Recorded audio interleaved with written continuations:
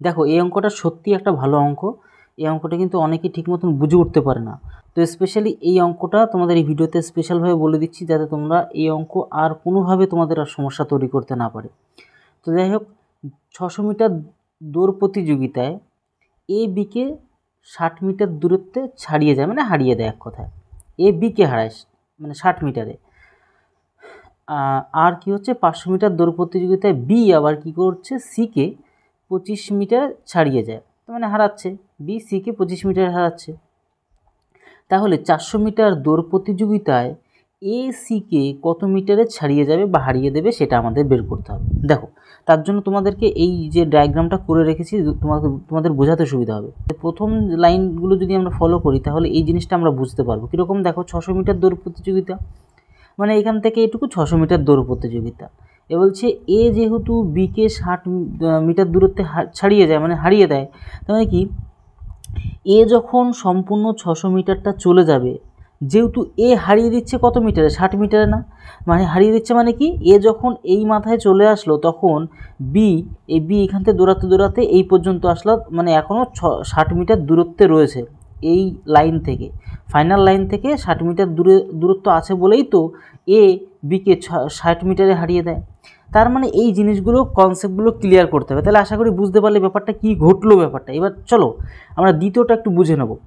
এটা 500 মিটার দৌড় প্রতিযোগিতা, তাহলে এটা কি 500 মিটার দৌড় প্রতিযোগিতা। এই বি যখন এখানে চলে আসে, এই সি কত আমাদের 25 মিটারে, কিন্তু 25 মিটার দূরে থাকে, মানে এই ফাইনাল লাইনের থেকে। তো এই জিনিসগুলো বলে দেওয়া আছে। তারপর লাস্টে আমরা বের করবো যে 400 মিটার দৌড় প্রতিযোগিতায় এ সিকে কত মিটারে হারায়। দেখো, সম্পূর্ণ কনসেপ্ট ক্লিয়ার করে দেওয়া হচ্ছে মেন কাজ আমার, ঠিক আছে।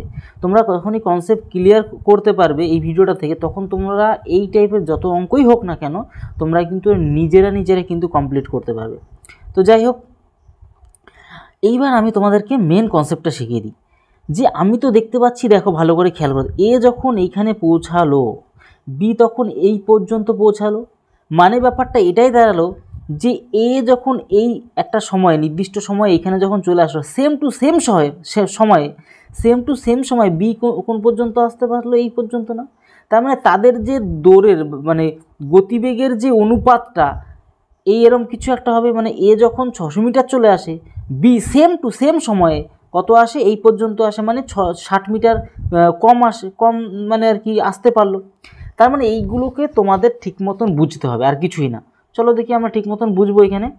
দেখো, আমরা এ কে বুঝতে পারলাম, আর কাকে বুঝতে পারলাম, বি।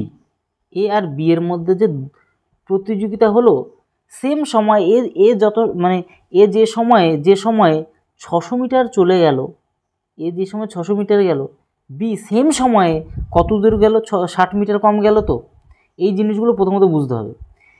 এ যখন 600 মিটার চলে গেল, বি তখন কতটা গেল, 60 মিটার কম যাওয়া, মানে কি 540 মিটারে গেল। এগুলো তো মুখে মুখে ক্যালকুলেট করতেই পারো।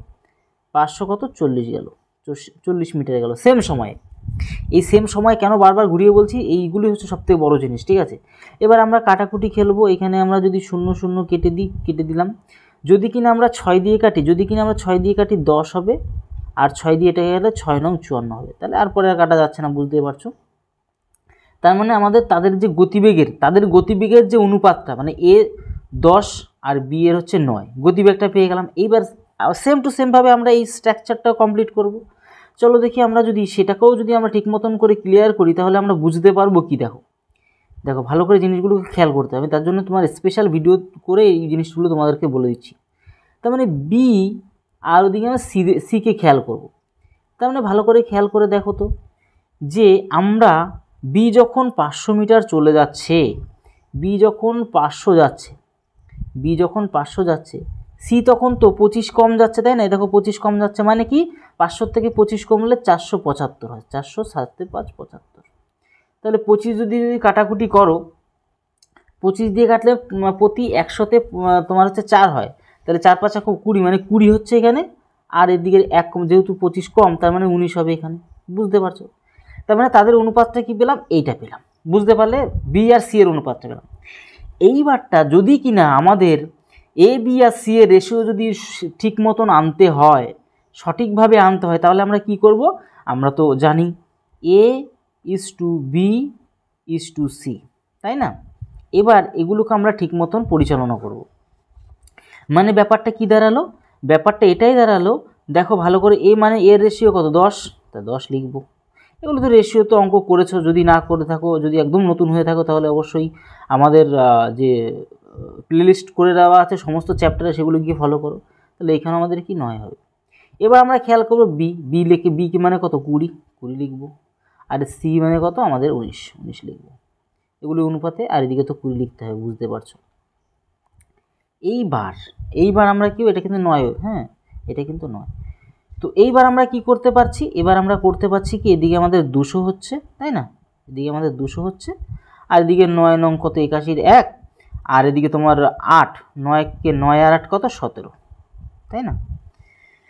এটা হচ্ছে 271 হলো। এই আমরা কি নেব, এ বিকে নেব না, বিকে রেশিওটা তার জন্য আর কিছু করলাম না, কেন আমাদের এ কে দরকার আর সি কে দরকার। এ সিকে কত মিটারে হারাবে, তাই না? এটাই তো আমাদের দরকার। দেখো 400 মিটার প্রতিযোগিতায়, দেখো লাস্টে এখানে বলে দেওয়া আছে না 400 মিটার প্রতিযোগিতায়, তাহলে এই যে একে কি করে 400 বানানো যায় দেখো তো, তাই না? তাহলে এগুলোই বলে টেকনিক ওয়েতে অঙ্ক করা, ঠিক আছে? তাহলে আমরা যদি কিনা একে 2 দিয়ে গুণ করে দিই, এই 200কে যদি 2 দিয়ে গুণ করে দিই, যদি 1 সেকেন্ড একটু গুণটা ভালো করে পড়ে নিই, গুণ যদি করে দিই কী হয়ে যাচ্ছে বলো তো, 400 হচ্ছে কিনা বলো আমাকে একবার, 400 হয়ে যাচ্ছে।